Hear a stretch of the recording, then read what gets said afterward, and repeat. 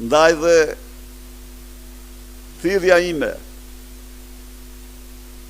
për çdo demokratë dhe demokrat, për çdo mbështetëse dhe mbështetës të Partisë Demokratike, por dhe çdo qytetar shqiptar që e don këtë vend, të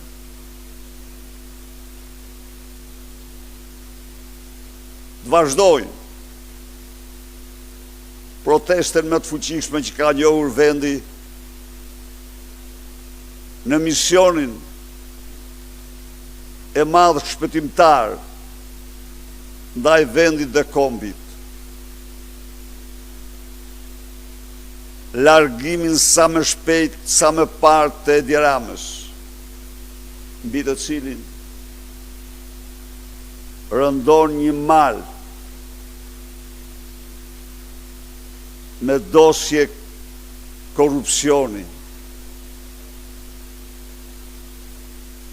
mbi të cilin rëndojnë akte të tradhtisë më të lartë kombëtare ndaj kombit shqiptar për zënja masive shqiptarëve nga Shqipëria dhe thikat pas shpindet ndaj Kosovës dhe autoriteteve të saj, mbi të cilin rëndojnë vjedhjet të tmerrshme të tij. Vetëm në vitin 2014, në raport një OSBE-s, Edi Rama akuzohet se ka depozituar offshore si ish kryetar bashkie 200 milion euro të vjedhura taks paguesve shqiptar. Por pas kësaj, seria e dosjeve është sa mali dajtit marrë në kuptimin e shumave prallore që përfshin, miliardave që përfshin. Sultani Surrelit është dëshmuar familjarisht një hajdut i pamshirë ndaj shqiptarëve. Ai ka grabitur me suitën e tij miliarda euro.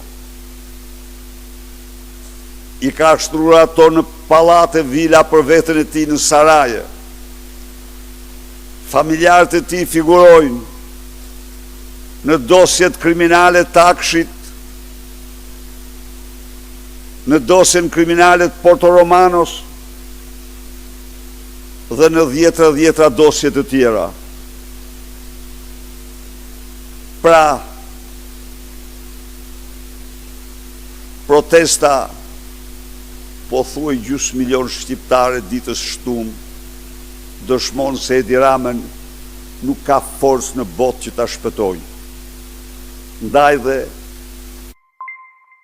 edhe njëherë dorëheqjen e tij të menjëhershme, krijimin e një qeverie kujdestare, jo të forcave politike, por të përbërë nga ekspert dhe njerëz përgjegjshëm që i rikthejnë Shqipërisë dhe shqiptarëve votën e lirë dhe bëjnë që ata të zgjedhin njerëzit që duan me votën e tyre.